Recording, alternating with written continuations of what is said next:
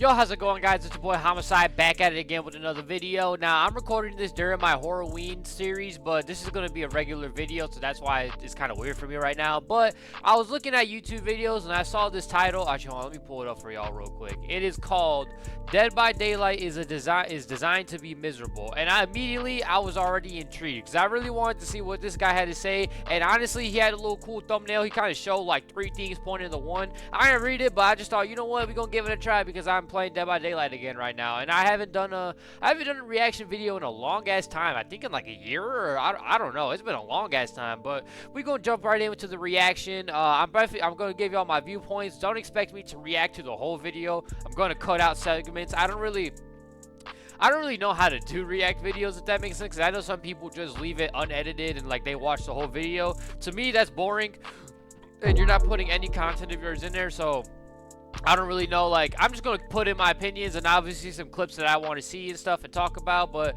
that's besides the point. Honestly, I think I'm talking too much. Do y'all want me to shut up? Yeah? Okay, yeah. So we're just gonna jump right into this video. Let's get into it. Hey guys, link in the below. The whole point of this video is to link in the prove description. how Dead by Daylight is a game designed to make people as miserable as possible. So immediately before he jumps into it, do I think Dead by Daylight is designed to be miserable? Yes and no. I don't think it's intentionally designed to be miserable, but it is a party game. It is a 1v4, and no matter what, you can't really please both sides, because like it's almost impossible to balance the killer and the survivor if killers can only kill. But you can definitely make some changes with like maps and perks, and I don't know. I'm gonna let him talk, but I definitely think there is a level of misery involved with Dead by Daylight. But I think it's just the builds and perks that people have been running. But we just gonna, you know what I'm saying? And I say that, I don't really mean that like the developers sat around a conference table smoking cigars and like, all right, let's just make people as miserable Could you as imagine possible. that? Like, this is not an intentional thing. To me, it's sort of like behavior interactive. Oh yeah. Let me say one more thing. I haven't played Dead by Daylight in like months, so I don't know how the current like meta is right now, or how all the killers are right now. I've only played a couple of games, and those games have mainly been Survivor and Late Night Killer. But like, I can still talk about the problems, because there have been many problems that have been in this game. But I will say I haven't seen anything yet that I've been like, wow, that's a huge problem. But I haven't played it in a long time. Like I said, I do remember problems from when I was playing it constantly, though, especially when I was fucking killer. They like designed a t-shirt. The developers did not intend for it to be incredibly flammable. They really had good intentions with it. Off topic. Look at that zombie spawn right there. It catches on fire. Like, look at the zombie spawn. Incredibly flammable. They really had good intentions with it. They wanted it to be comfy. They wanted it to be, you know, a good thing. I just wanted to be clear. I don't think this is something they ever like intentionally did. It's just a side effect of the way the game has been balanced and designed over the past 10 years. And you can say that argument for like a multitude of games, because I'm pretty sure like the game was originally meant to be pretty much killer surviving, because they kind of wanted, like, they didn't really plan for looping to be a thing, for example. Like, they didn't really think about loop pads and stuff like that. They just used pallets as a tool to like escape from the killer and stuff. But like back in the day when you were ass, like you were fucked. You know what I'm saying? Like, you were first person who played back in the day, you felt amazing as a killer. But then like playing Survivor for the first time, it was super duper scary. So there are 3 main tenets to this, and they all kind of build up to a central point that I want to get to. The first of these main tenets is the map design. Map design has been one of Dead by Daylight's biggest issues since the game came out. In fact, it's honestly a humongous issue, but I got a hot take. I think this is an issue that could never be fixed. And I feel like, you know what? Let me see what he says first. Let me see what he says first. Saying it's the biggest problem in the game, and I pretty much still stand by that. And I think most people actually would stand by that as well. Map design in Dead by Daylight is a large cause of so many of the frustrations in this game. Like, for example, like one common thing that maps have are infinites. Like, there are not really that many infinites now, but like there's still infinites in the game, and there's still maps that come out with a new infinite. It's like they keep unintentionally making infinites, and I know that they've cut down on it, but that just kind of highlights one problem with maps. You still got pallets. You got the difference between indoor maps and outdoor maps, like. And also, like, depending on what killer you play, you're fucked on the map. I think the most map-based killer in the roster is Hillbilly.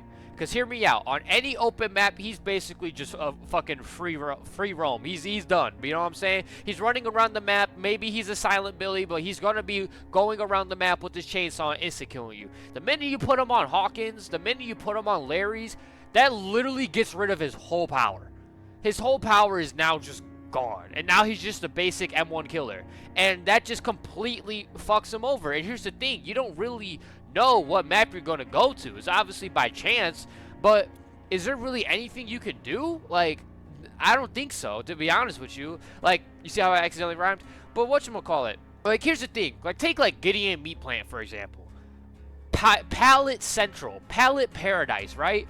And then take a look at, I'm trying to think of a map without many. Let's just take like one of the Macmillan maps, right? Two completely different maps. You got indoor with a shit ton of pallets, and then you got outdoor with, like, you know, scarce resources and stuff like that. Any killer is going to do great on indoor maps. Any range killer, anything is going to do on an outside map. The minute you flop their two, they're just done. Like, your whole game plan is just done.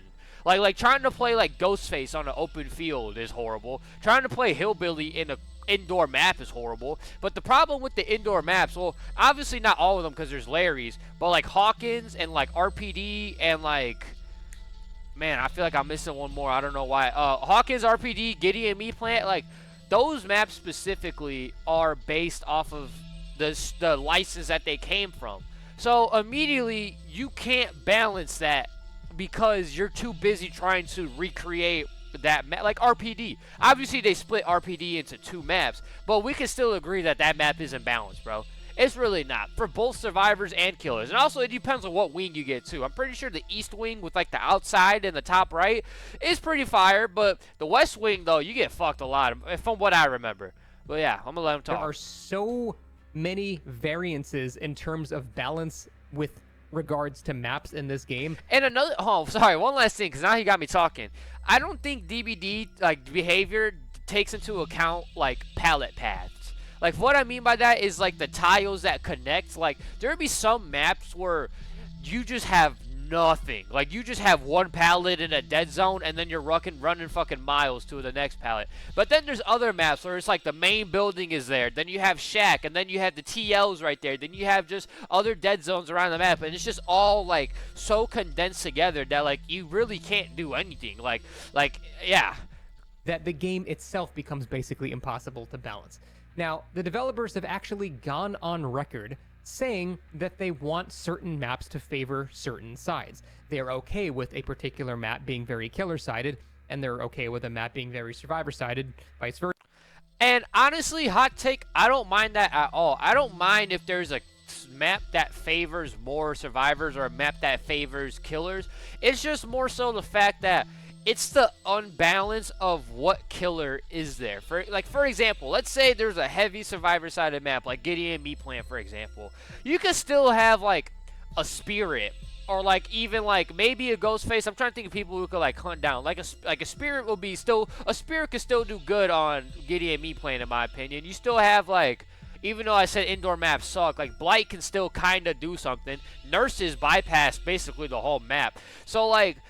The range of how ass killers are and how great killers are is so, like, it's so prevalent. And that's what makes games honestly feel horrible. Because, like, you'll go against a Dredge, right? They probably picked up the game. They might even be a good Dredge. And, like, just because his base kit isn't that strong, you feel like that game went fair. You feel like that game was good. And then you get to the next game.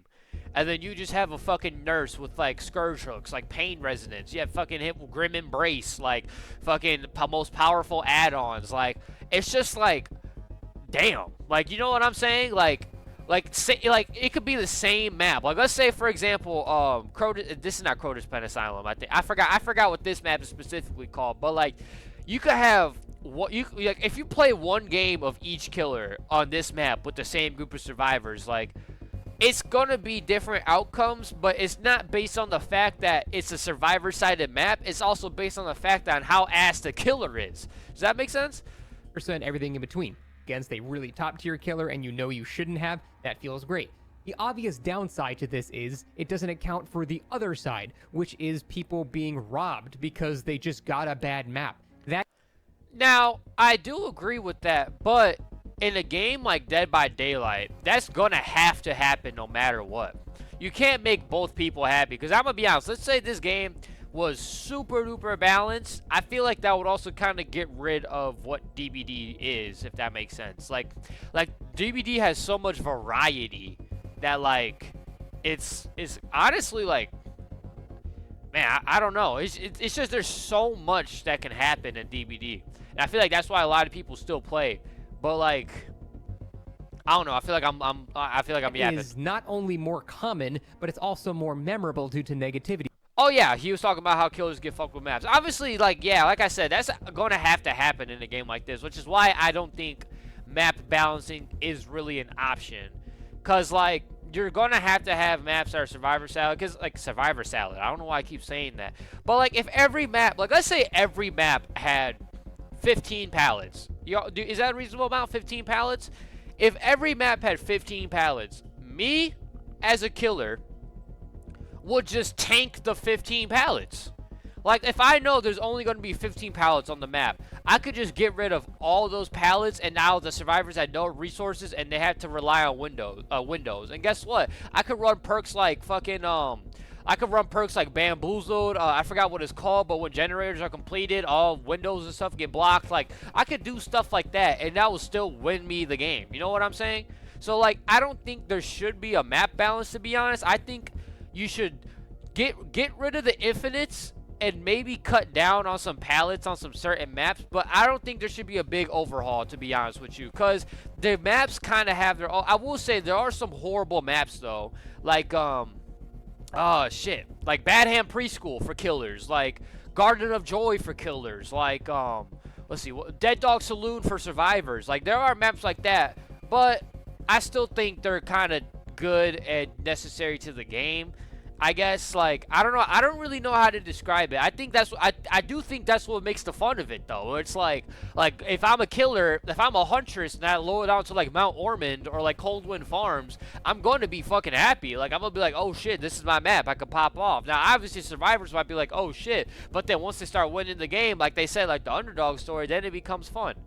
Bias. People remember negative things far more than they remember positive things. So you're not really going to remember the one time you got a good map that you won on because you got that map. You're going to remember the 9 times you got a completely shitty map that your killer can't do anything on, for example. But that's also just human instinct. Like, you're always going to focus on the negative no matter what, which is why I think, actually, no, that's like a sociology talk right there. But that's just human instinct. And, like, you can't really take the instinct out of us. We're always going to be comparing. We're always going to be, like, saying shit. We're always going to have opinions. And that's just human nature, and you can't really do nothing about it. No matter what, especially with a community like DBD, you can't make it all happy.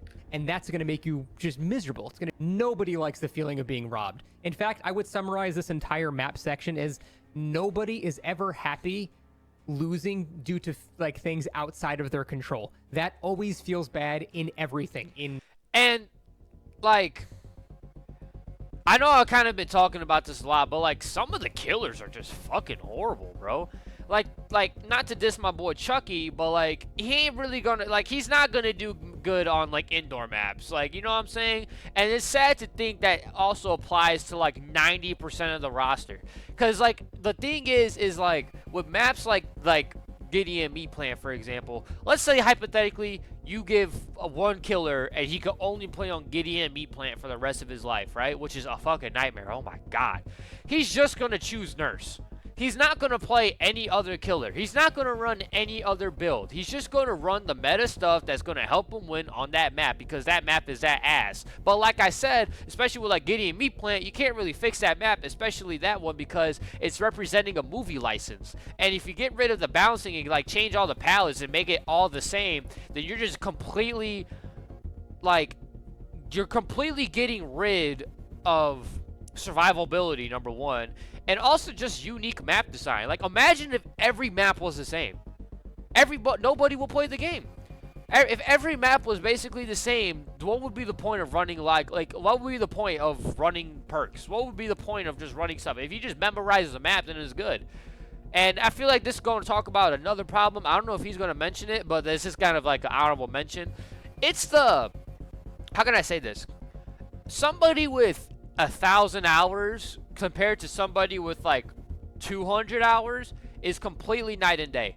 Like even like 200 hours, even 1,000 hours, to be honest, is still kind of new to the game. But like, since the 1,000-hour person played more, they have more access and more good stuff already available for them than the person with 200 hours. So you have these old veterans who have been playing the game for a long time just running meta builds because that's the only, like, there's really no other reason to run another build. Where's my every game and just life in general. Losing due to things you can't control feels absolutely terrible, and it should be a mission of every game dev to minimize that as much as humanly possible. Obviously, that's not the case in Dead by Daylight. Dead by Daylight kind of thrives on that. Now, when you have this insane level... I disagree. I think Dead by Daylight thrives on perk synergy, to be honest with you. Like, I think he specifically talked, like, I know we're on the map design, like, stuff, but, like, Dead by Daylight, in my opinion, doesn't really favor outside forces messing with your stuff. Because what does he mean by, like, outside forces exactly? Is he talking about map RNG? If so, then yeah. But, like, a good survivor could still make the most out of it. Like, Bad Hand Preschool, for example. The basement's always going to be same in the main building. If you know how to run that, then you know how to run that. And if you know how to run other tiles, then you're just going to be good no matter what. So, like, maybe outside forces, like an example, a good example of an outside force was what happened to him earlier on in this video. You saw how the zombie cut him off? That is an external force that could throw the game, which I agree. That shit sucks. Work on that behavior. Get rid of that shit. But, like, with map design, you really, like, there's no way to, honestly, there's no way of fixing the maps without shutting the game down first. Because you don't, like, all maps are bad in their own way, and if you want to have killer-sided maps and survivor-sided maps, one, you would have to find the stats of, okay, what survivors do good on what maps, blah, blah, blah, blah. And two, you got to figure out what makes that specific map so powerful to that type. So, like for example, like Gideon Me Plan, what makes it so powerful for survivors? One, it's an indoor map. Line of sight can easily get broken, so you can lose chase. There's a lot of pallets in there. What makes, like, an outdoor map, for example, good for a killer? You can see all the killers. You can see all the survivors. You can see all the generators. You can see everything. You know what I'm saying? So they're gonna have to fix the maps that's, like, in the middle, and that's kind of hard to find. Like Mount Ormond, is that killer or is that survivor sided? I'm gonna be honest. Every game I played on there has been evenly matched. Like, it usually is, like, survivors will win sometimes, like, I'll win sometimes. Like, I will say in endgame situations, like, it will suck, like, okay, the doors spawn next to each other. Like that stuff like that gets fucked. Yeah, fix the game behavior, but that's just one small, like, bug in one big fucking nest. You know what I'm saying? Now, when you have this insane level of disparity, the game is basically impossible to balance. How can you have a killer on one map have 10 pallets and another map has 20 pallets, for example? How can you balance the game uniformly when there's such disparity here? You don't.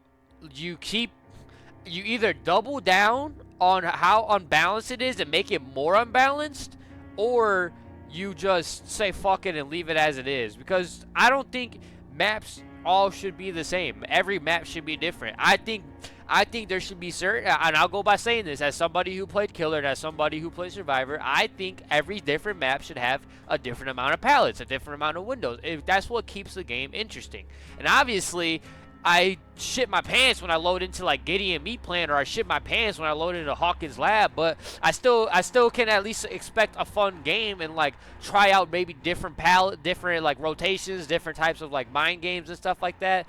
So I think keep the maps how they are and just focus on the other issues. Because in my opinion, if you fix the other issues, you get rid of a lot of the map problems. And he might talk about it later on. I don't know. It's impossible. You can't do it. Someone is always going to suffer for it. If you make maps weaker, for example, and you make it so the weaker killers are now stronger because of that, all you do is make it so the stronger killers are just even stronger now. And now the survivors are upset, like I'm saying. But I still don't think you should cater. Instead of catering to weak killers, just make the weak killers stronger and keep the strong killers strong. That's one thing I don't understand. Like, why do we need to have ass stuff? Like, why can't you just make everything good? Like that's just nonsense. When the game has so much disparity, and you get a map like Larry's, which is a very congested indoor map that basically only... But, like, I still think these maps are fun. They're just fun in their different ways. Like, yeah, this sucks from the killer's point of view, and honestly, it sucks when you can't find generators from the survivor's point of view, but, like, you could always just put in map offerings, or, like, you know what I'm saying? I don't know. Benefits like stealth killers, you just don't really get to use your power. This is not even an issue of, like, balance. It's just, you're just bored. If you pick the hillbilly who can sprint really fast in straight lines and stuff like that, and then you get Hawkins, you can't do anything. You're just going to hit people with your hammer the whole game, and you're just going to be bored. On the flip side, if you pick a stealth killer that would benefit from those indoor maps, and you get a super wide open map like Ormond, for example, again, how are you going to sneak up to people as Myers on a big white snow map with open fields? You don't... Now, this might sound counterintuitive, because obviously they're stealth killers, but, like, that just kind of makes you play more differently, in my opinion. Like, you're like, okay, they're obviously going to see me. Let's just see how much stock I can get. Or, like, you know what I mean? Because obviously, like, on an indoor map, like, Ghostface is going to be crazy. But, like, you can still do good on an outdoor map with Ghostface. I've done it plenty of times. He's not going to be as good as he is on an indoor map. But what is my answer to that? Just make Ghostface stronger. Really get a chance to play your killers. And again, this is not even really, I'm not happy playing the game right now, which is arguably more important than the balancing itself. You can have a really, really fun, not balanced game. So that is definitely something that's possible. But a lot of the times I just load into it. That is definitely possible, but you cannot do that with DBD. Because imagine if there's just maps that were 50-50. But what I mean by that, killers are going to win 100% of the time, and survivors win 100% of the time. Nobody would play the game, bro. Everybody will complain. Everybody will start deleting shit. DBD is going to come out with new Fang Ming skins for everybody to come back to. Like, it's just not going to be good. So, they're just going to have to fix the actual problems. I don't think they should worry about balancing. I just think they should worry about fixing the problems. And I know that sounds like they're balancing stuff out, but, like, you can still have, like, I forgot what type of graph it's called, but like a frequency wave, like you can still have something like that. I don't know. Map, and within 1 second, I'm already either bored or frustrated or know I'm going to lose. Whether you're killer or survivor, you shouldn't ever load into a match and the first thing you feel is dread. Facts. That's of the main tenets of this whole. I agree, but at the same time, I definitely feel like that's not. It's the expectation that comes with the map. But also that comes with the survivors. Like, for example, if I see 4 base skins, like, survivors, right? And they put me on, like this map, right? I'm probably going to be like, okay, we go see how this game goes. It's a survivor side, but I'm not going to be worrying about it. But then you be seeing, like, TTVs and comp skins, and then you load into fucking Gideon Meat Plant. Now you know you're in for a show. Like, now you know you're in for a show. Obviously, when you first load into Gideon Meat Plant, you're like, fuck, I'm in a Gideon Meat Plant. But if you know that the survivors you're going against are good, that just makes that dread 1,000 times worse. Video is perk balance. Now you might think, oh my god. Let's talk about it, bro. Let's talk about perk balance. And it's not just perks individually, it's perk synergy, bro. Nobody is running Power Struggle by itself. You know what I'm saying? Nobody is running Flip Flop by itself. They're going to pair it. They're going to pair the two together. They're going to pair it with other stuff. Perk balance is not as big of an issue because with the maps... See, I disagree. I strongly disagree because perks define the game almost. You can have the worst survivor team ever, but if you have somebody with Decisive Strike, with let's see, what's some other anti-card, like Off the Record, like Distortion for aura reading, like when you have like stuff like that, it just completely changes the game, especially when Everybody is running that. You all remember back in the day when Decisive Strike was mandatory? Like it was basically mandatory in your loadout, bro. Like if you wanted to play Killer, you wanted to play Survivor, because why would you run anything else? It was that strong. And like that was probably the only time that someone has ever ran a perk by itself. But like still, perks decide the game. And perks are the reason why I stopped playing the game sometimes, because some builds are just so fucking strong and so fucking annoying, and you keep seeing that build for games after games after games, and it's just like, why are we not running anything different? And I know why, because all the other perks are fucking ass. Who's running Red Herring? Nobody. It's just everybody's going to be running the strongest stuff. Sprint Burst, Lithe, Windows of Opportunity, fucking Off the Record, Dead Hard, maybe Decisive Strike now. Like there's so much stuff now that's so strong. And the thing is with these perks is like, they band-aid so many problems. Like take that, like actually, you know what? I'm gonna let him talk. Let me stop. You can't really choose where you go. The game just decides that for you, and you're just stuck with whatever you get. But there are some people could choose builds, and everybody's running the same build. Map offerings, but they've been heavily nerfed. And Dead by Daylight has a lot of problems, and they don't ever really try to fix the problems themselves. No, they don't. They just keep coming out with perks. And here's the thing: we have gotten. It's almost like a knot. Like you have not a knot, like a tangled cord or something like that. There's obviously a cord, like it starts from somewhere, but it's so tangled to the point where you kind of just have to say fuck it and restart. You know what I'm saying? Like there's so many perks that band-aid so many problems. If they wanted to fix that problem, they would have to change so many perks and change so many, and even get rid of so many perks. But the thing is, a lot of those perks are licensing, like Decisive Strike. Decisive Strike is from the Halloween license. So if they want to like make that, let's just say hypothetically they make that base kit, right? They're going to have to completely change Decisive Strike now, change that perk, or maybe even get rid of it, or like shit like that. Normally throw perks on top of that. Let's say someone has a healing build. They have a bunch of healing perks on. They can heal people really fast, and that's what they brought. Not even a meme build. It's not a joke build. It's a very strong build. It just doesn't have anything to do with getting tunneled. So you get hooked, then some survivor unhooks you, then the killer immediately decides to tunnel you. What's going to happen is the killer is going to wait 10 seconds because you have 10 seconds of basically invulnerability off a hook. After that 10 seconds, he's just going to smack you. You're going to go down. He's going to pick you up and put you back on the hook. Now, that's annoying, right? That's super horrible. But even though I'm talking a lot of shit about, like, the perks, let me give him, like, a counter argument. Like, imagine that killer never tunneled and he's just a hit and run guy. He's going to feel like that healing build is too OP because it directly counters his playstyle.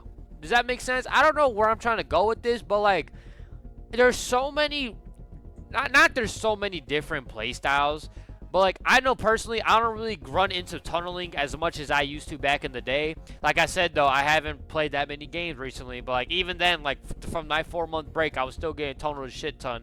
But like, part of my playstyle was to get chased and get intentionally chased and, you know, be that one survivor that's kind of annoying. You know what I'm saying? So, of course, I needed that anti-tunneling build. And I feel like a bigger issue was slugging, to be honest. One step closer to dying. But still, anti-tunneling. Tunneling is still a big problem, but all the perks band-aid it. And it's such a weird discussion of, like, anti-tunneling perks, because like everybody's argument is going to be like, don't tunnel.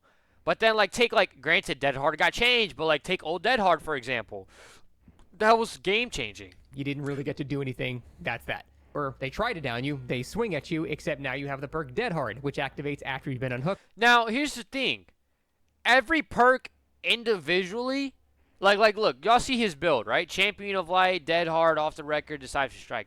His build, his perks on their own are not the best. Decisive Strike ain't really that good, if we're being honest. Definitely not compared to what it used to be.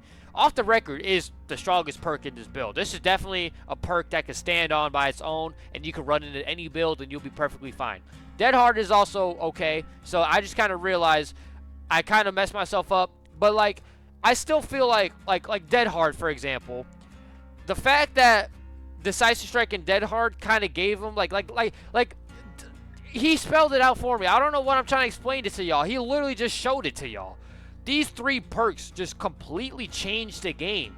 And if you were to just run one of those perks, it's still game changing, but it's not as drastic. Like, let's say each add 5 seconds, right? Well, Decisive Strike is 3 seconds. So let's just say everything adds an extra 3 seconds, right? You get 3 seconds of boost on one perk, and then you get an extra 3 seconds of boost, and then another 3. You have 9 seconds of just straight running away, holding W. Compared to just running one of those perks, you would get a third less of it, bro. Fucking, like, yeah. Or they try to down you, they swing at you, except now you have the perk Dead Hard, which activates after you've been unhooked, and when you press a button, you get a brief invulnerability window, basically. So the killer hits you during that, and yet again, you've been hit a third time, and you get another speed burst, and the killer's got to chase you again. This process takes like an additional minute because you clicked 3 buttons. That is the insane disparity here. And here's a sad thing, too, like, you know how stupid it would be if you couldn't run certain perks with each other now? Like, that would be stupid. Why would we have certain perks in the game then? So it's like, there's also really nothing you could do about it besides just completely changing the perk system. That is now suddenly a game-winning decision from the killer is now a game-losing decision from the killer. But I still think that's important, though. Like, bringing those types of perks are important to game-changing decisions. But it's overkill to an extent, like, sometimes. Because then what if he brought a syringe there? Let's say hypothetically, right, he gets off a hook, right? Killer starts chasing him, he pops a med kit, boom, he takes a 1 extra hit, right? Then off the record kicks in, bam, that's 2 hits. He gets pick up, Decisive Strike, and then Dead Hard. That's 3 hits right there. He just took 3 hits. Oh, wait, he's running Metal of Man. Boom, now all of a sudden it was randomly 3 protection hits. I don't know how that's a thing, but I just made that up right now. Boom, now he has a 4th hit. Like, it's just shit like that, bro. Particular build that the survivor decided to put on. The disparity between situations here leads to so many frustrations in the community. And here's the issue. Everyone is both right and wrong at the same time. That's why there's so much arguing in this community, because someone, like the second guy that's got the anti-tunnel build, might go, tunneling's not an issue. Just equip these perks. The killer will throw the game if they try to do it. But the first guy that had nothing of the sort, and that's why Dead by Daylight supports like players who have played for a long time, because you have these perks already access to you. If a new person is getting into Dead by Daylight and they keep getting tunneled out, they're not going to play the game. If the new person plays Dead by Daylight and they get slugged every time, they're not going to play the game. If a new person starts playing killer and the first thing they deal with is a four-man survivor squad on Discord talking to each other with syringes and flashlights, like, they're not going to play the game. Fences might think tunneling is way too strong, and they would both be correct. It depends entirely on the build that they brought, and this applies to most aspects. And that's why I think Dead by Daylight, that's Dead by Daylight's biggest problem. It's the builds that everybody's running. It changes the game too much, but there's not too many good like perks. There's so many perks that have such strong synergy that you just can't help but run. Like fucking what's that one, like for the people, was it For the People in Power Struggle or whatever? I forgot which one it was, but like those 2 perks together was fucking strong as hell, and that was game changing. That completely changed the outcomes of games, and that would make the most killer sided map so survivor sided, and it will make the most survivor sided map the most killer sided. Of DBD in general. That's what it will make you feel like because of the builds that they're bringing. You can have someone that thinks slugging is way too strong, except some guys got Unbreakable or Boon Exponential or one of the other 10 perks, Conviction, that involves getting slugged, or We're Gonna Live Forever, or Made for This, or there's so many perks that deal with slugging, and if people have those perks, slugging, no longer an issue. If you don't have those perks, it can be really strong. And again, people are gonna argue with each other saying, it's too strong, it's not strong enough, it does nothing. And they're both correct at the same time, because you can't account for the insane disparity between the builds and the things that they allow you to do. That's the main problem here. These are issues that have to be addressed by base kit features, and they recently attempted this. They just went way overboard in a lot of scenarios, but I'm hoping they stick with that and refine it to be something that you don't need builds for, because when you have scenarios like this where things can be so miserable for any given side, unless you bring the perks to counter them, suddenly there aren't 200 perks in this game. There's like 15, because you don't really have the freedom to choose whatever you want. You got to choose the meta, or you're just going to get left behind and get completely screwed over. So that just results in build monotony, seeing the same things over and over. And I feel like that's also another reason why I kind of quit Dead by Daylight a little bit, was literally because I was running the same build over and over. Only because, one, the grind that it fucking took to get all the perks and stuff, but two, I had no reason to not run Sprint Burst and Windows of Opportunity, bro. Like as a solo queue player, there should be no reason why you don't run Windows of Opportunity, number one. And even an exhaustion perk like Life, like that's already two of your builds that are two of your perks that are gone, and then you have two that are free roam. But you might as well just pick the best shit because you already have two of the best other perks. Again, which leads to boredom, which leads to people being miserable. It's all connected. These are all just interconnected webs of butterfly effects that lead to the ultimate end goal of I'm bored. Now, the final tenet of this whole discussion is the matchmaking. Dead by Daylight's matchmaking is legendary for how absurdly terrible it is. It's the kind of matchmaking where you can have one game with people that are nearly impossible to beat and another game right after where they have no idea. I do see what he means by that. Like, there'll be times where I'll, like, steamroll a Survivor team, and then next game, two of the Survivors are just the greatest fucking players of all time. But I do think that it has gotten better over time. I do think it has, because I personally haven't, besides that PTB, but PTB is kind of different, I feel like. I haven't gone against somebody that I would say is clearly out of my league. Or I definitely killed Survivors that I'm clearly out of their league.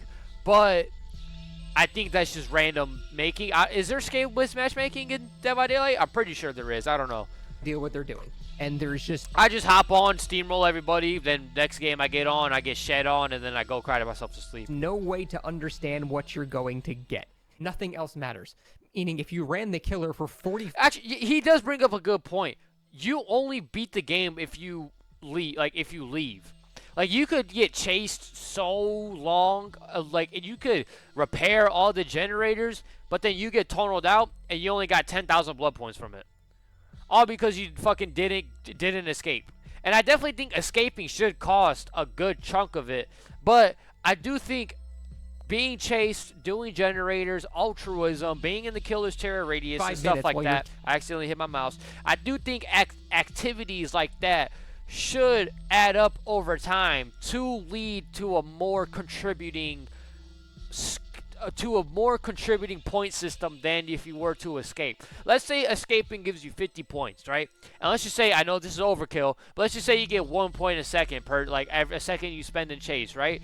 At some point, you're going to get chased for longer than 50 seconds, and now you have more points than if you were to escape. And I think that's a good thing. I definitely still think, though, escaping matters, and it should cost a good chunk, but everything else should add up over time and still be enough to get your team going. Like, for example, like Fortnite. Like my teammate could get 1 kill, we could get 13 kills. We're getting the same rank at the end of the day. You know what I'm saying? Team did 7,000 generators, but then you die at the end.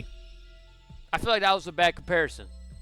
But what I was trying to say, though, was, like, we put it, like, no matter what work we put into, we're going to get the same outcome. Even if I got 17 kills and he got 1 kill, we still got the same score at the end of the day. Y'all could take that however much you want it, but even though it's still a good score, you get what I'm saying? Like, if the whole team did good, then maybe reward them all, or, like, reward them more individually than being survivor-sided, because then reward them more individually than if they were to be on a party, because I do feel like a good chunk of people who play Dead by Daylight are solo queue players.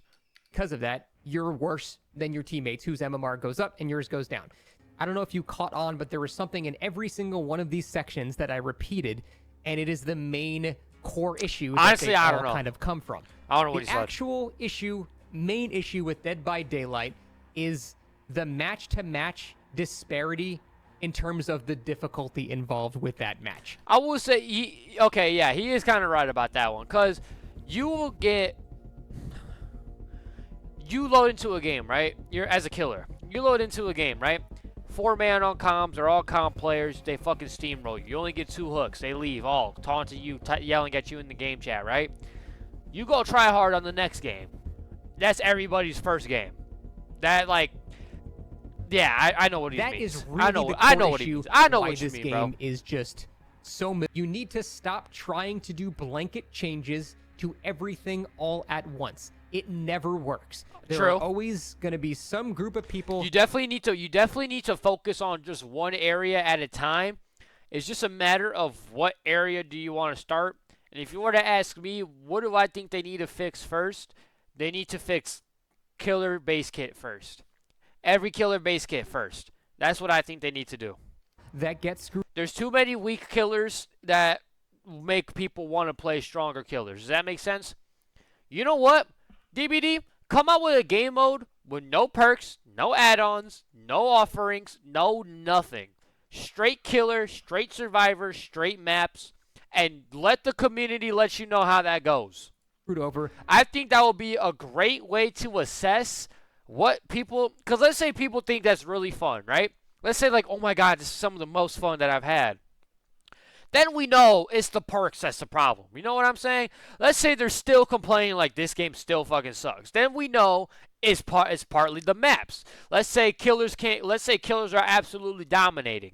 Then now we know survivors are too weak, and that could be a problem that you could focus on at the start. For example, if you're playing a bottom tier killer, if you're playing Ghostface or Myers or Pig or Dredge or any of these killers that are really weak, maybe the map spawns less pellets. Maybe it spawns one more dead zone. Maybe. I disagree. I think you shouldn't really change the maps, because then you're just limiting, like you're suppressing the survivors for no reason. Just make the killers stronger. This map has 13 pellets instead of another map that might have 18 pellets. You can cater the resources of the game. And even then, like, people will find out, like, okay, this has little resources. This is an ass killer. Itself to reflect how strong. And then people, let's say you really hate pallets, they'll just keep picking the worst character then. That might sound stupid, but like I said, like the builds make the game. Builds are the reason why people are quit. Builds are the reason why you win games. Builds are the reason why you lose games. You can give like let's say Chucky has the least amount of resources on the map, right? Spirit Fury Enduring, and then Hex Blood Favor. Now all those pallets are fucking mitigated, bro. And then now you just cut the resources of the survivors for no reason. To me, it's the perk builds, bro. There's too many strong builds in the game, and there's just other builds, and there's too many weak shit in the game, and there's too many perks that just triumph. There's so many perks that do the same thing, but one does it better. There's other perks. I feel like I'm just repeating myself, man. That people are encountering is. They can both be right or wrong at the exact same time. That's why there's just so much frustration and just like misery in the community. It's that's the main reason. The disparity between the difficulty of match to match. That's it. That's the main reason. I can't think of any more succinct way to put that. They need to acknowledge that. That is the end of this video. Thank you for watching. See you next time. That was a really good video. I like that one a lot, actually. I know I said I was saying like perk builds are the biggest reason why.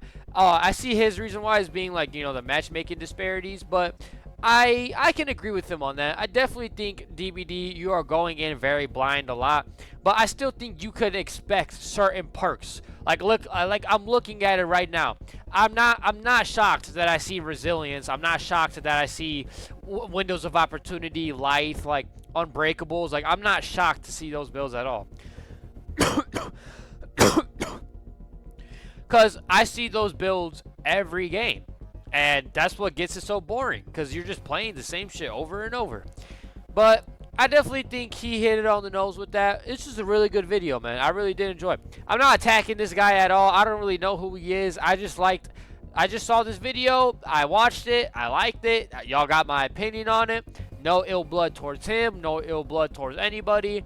But I thought this was a good video, man. I'm just going to end it off right here. I feel like I already said everything I needed to say throughout the whole video.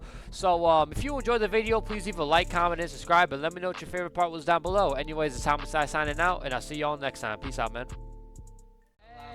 Takes away the pain. Crawling the pits in the caves of my hell. Satan is coming, I'm ringing the bell. The prophecy told me the old me is lonely, and he wants my head, then he better come show me.